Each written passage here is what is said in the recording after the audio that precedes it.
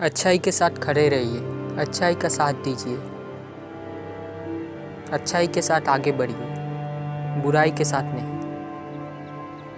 खुद बुराई ना करना, खुद कुछ गलत ना करना, फिर भी गलत का सहायता देना, ये गलती हुआ, ये सबसे बड़ा गलती है, ये अन्याय है, अपराध है। और जो भी अपराध करता है उसके लिए दंड आवश्यक है, चाहे आप करें या फिर कोई दूसरा। अगर आप खुद कर रहे हैं तो इससे सुधर जाइए, और अगर कोई दूसरा कर रहा है तो उसे सुधारने की कोशिश कीजिए, और अगर नहीं सुधर रहा है तो उसे दूर हट जाइए और उसे उपयुक्त दंड दीजिए। चाहे गलत कोई भी कर रहा हो, आपके आसपास के सदस्य जन, परिवार, संबंधी, मित्र, दोस्त आदि इत्यादि,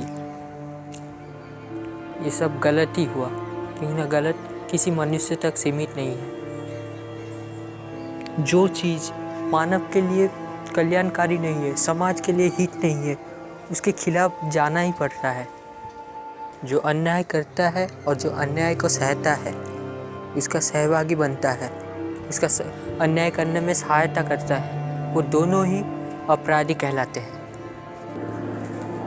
अगर किसी पर अन्याय हो रहा हो, किसी पर घोर अत्याचार हो रहा हो और तुम तब मौन धारण करे हुए बैठे हुए हो, तो फिर तुम भी अन्यायी हुए, क्योंकि ना उस वक्त तुम्हारा यही धर्म है कि तुम उसके खिलाफ आवाज़ उठाओ। अपने बचाव हेतु अन्याय के खिलाफ ना लड़ना से कहीं अधिक अच्छा है स्वधर्म करते हुए अन्याय के लिए लड़ना और उसमें मृत्यु प्राप्त होना। क्या आप एक छोटे अपराध को दबाकर एक नए महा अपराध को, मानव जड़ित समस्या को जन्म नहीं दे रहे? तो क्या ये उचित है? जैसे किसी गांव में अगर कोई एक घर धधकती हुई आग में जल रही हो तो उसे निभाना ही पड़ता है, नहीं तो फिर वो आग पूरा संपूर्ण गांव को जला देती है। ठीक उसी प्रकार जब कोई अपराध करता है तो उसके लिए दंड देना अनिवार्य बन जाता है, आवश्यक बन जाता है।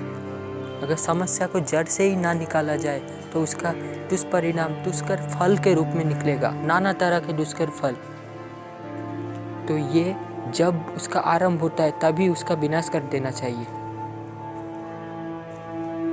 और हम आत्मा है, शरीर नहीं। हमें अपना कर्तव्य कर्म करना चाहिए, जो उचित कर्म है, जो धर्म है, उसे निभाना चाहिए, चाहे इसके लिए हमें अपने स्वजनों के खिलाफ क्यों न जाना पड़े। क्यों ना ये कर्म की दुनिया है, मोह की दुनिया नहीं। अपने कर्म को जानिए, फिर कर्म कीजिए। बिना ज्ञान के कर्म करना ठीक वैसा ही है जैसे किसी अंधे को कहना किसी एक जगह से किसी विशिष्ट जगह तक जाना। ये सिर्फ अपने ऊपर विनाशी लाती है और कुछ भी नहीं। ज्ञान नेत्र है तो कर्म दिशा। इस संसार को अधर्मियों के कुकर्म ने उतना आघात नहीं पहुंचाया जितना कि धर्म ज्ञानियों के मौन ने पहुंचाया है।